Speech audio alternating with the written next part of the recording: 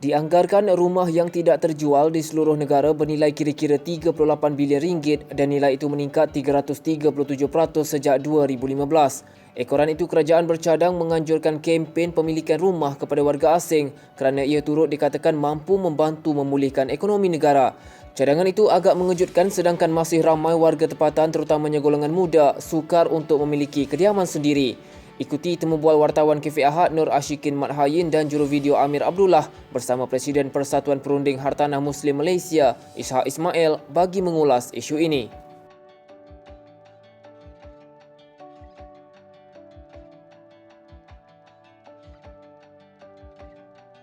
Saya kira ini akan disrupt ataupun akan mengganggu proses di mana penawaran dan juga permintaan itu akan mencapai pada satu titik harga yang akhirnya akan menguntungkan pengguna. Jadi saya kira pada pandangan saya serahkan saja kepada pasaran untuk mengambil respon dan kalau sekiranya pemaju ingin menggunakan kewangan mereka, kos pembiayaan mereka sendiri untuk membuat strategi pemasaran sama ada dalam atau luar negara, itu serahkan kepada pemaju dan saya kira pihak kerajaan tidak harus terlibat di dalam home ownership campaign atau kempen pemilikan rumah untuk kategori rumah mewah. Kalau untuk kategori rumah mampu milik, ya, saya setuju.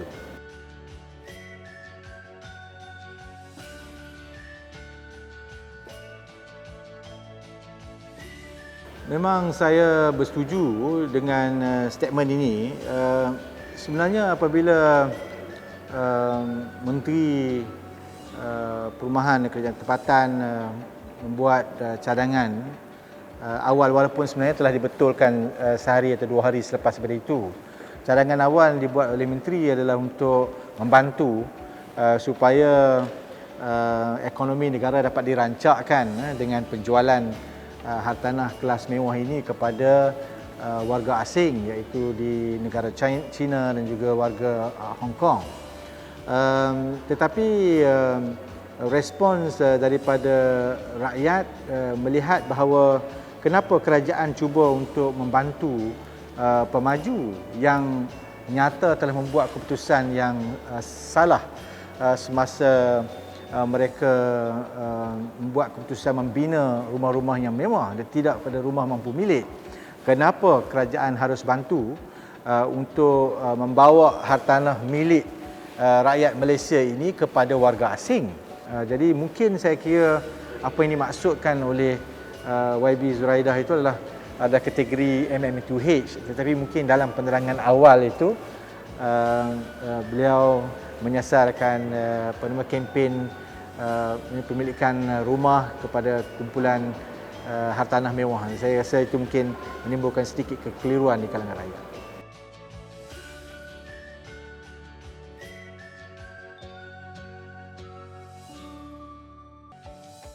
Ini kesilapan sebenarnya yang dilakukan oleh pemaju. Kenapa pemaju pada waktu itu membuat keputusan untuk melebihkan pembinaan rumah mewah daripada pembinaan rumah mampu milik. Pada waktu itu saya kira pemaju melihat bahawa hartanah kelas mewah ini memang menjadi tarikan permintaan di kalangan peminat dan pelabur-pelabur daripada luar negara. Dan pada waktu itu juga kita melihat bahawa pihak pemaju tidak membuat satu kajian pasaran dan kajian kemungkinan yang terperinci sebelum mereka membuat keputusan untuk membina rumah mewah daripada rumah-rumah yang mampu milik ini. Seperti mana yang kita sedia maklum bahawa memanglah kalau lihat dari segi atas kertas, pembinaan rumah mewah akan mendatangkan pulangan keuntungan yang juga besar berbanding dengan pembinaan rumah mampu milik. Tetapi pulangan yang besar itu juga datang bersama risiko yang besar juga.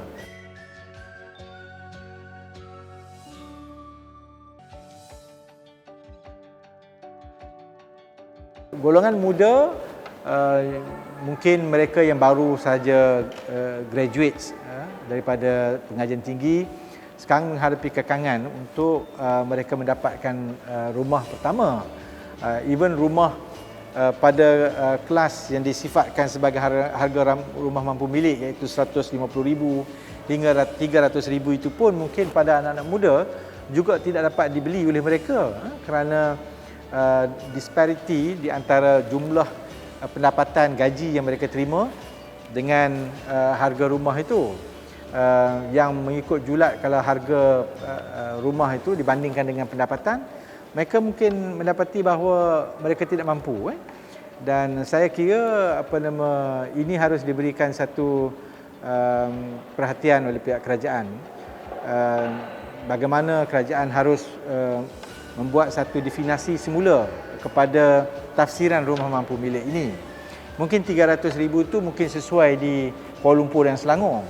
Tetapi RM300,000 kalau kita letak di daerah mungkin di Ipoh ataupun di Kota Baru, RM300,000 itu mungkin hampir mustahil untuk dapat dibeli oleh anak-anak muda di sana. Jadi tafsiran rumah mampu milik ini juga harus dilihat dalam konteks lokasi-lokasi yang tertentu.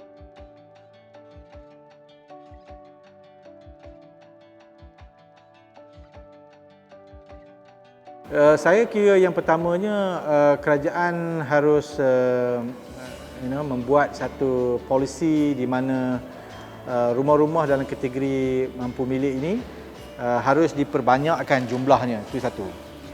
Jumlahnya itu pun bila diperbanyakkan mestilah di tempat lokasi yang strategik, lokasi yang dekat dengan tempat kerja mereka, lokasi yang berdekatan dengan prasarana dan fasiliti yang memudahkan anak muda untuk menikmati kemudahan-kemudahan. Tidak harus dan tidak boleh rumah-rumah mampu milik ini dibuat di Ulu Temiang contohnya, untuk mereka tinggal di sana sedangkan mereka bekerja di dalam bandar. Jadi pemilihan lokasi itu sangat penting.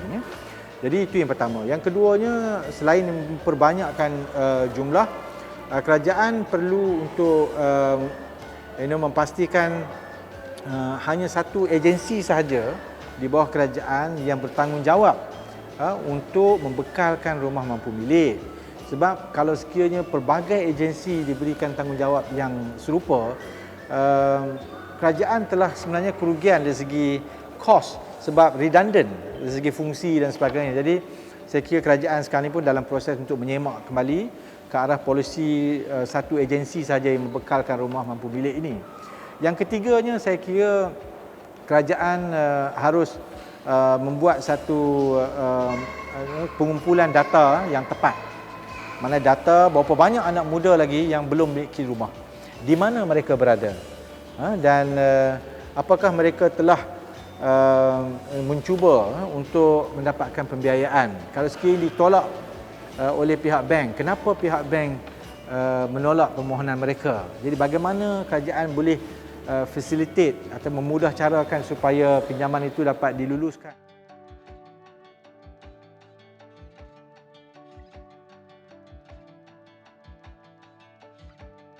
Kerajaan boleh membantu, bank boleh membantu, tetapi anak muda juga harus merancang dengan tepat bila waktu mereka merancang untuk memiliki rumah. Tentu mereka perlu membuat satu tabungan secara berdisiplin, dan dengan kaedah itu saya yakin bahawa mereka cukup dari segi keuangan mereka untuk mereka memulakan proses pembelian. Janganlah bila kita kerja first kali nak beli kereta mewah, nak beli lagi perabot yang mungkin kategori mewah gitu. Jadi kita mungkin elakkan. Jadi mungkin kita letakkan satu keazaman, buat perancangan yang baik supaya profil kita bina dengan baik, credit ratings kita jaga dengan pihak bank, dan mungkin dengan perancangan yang baik itu dapat memudahkan kita untuk memiliki rumah pertama.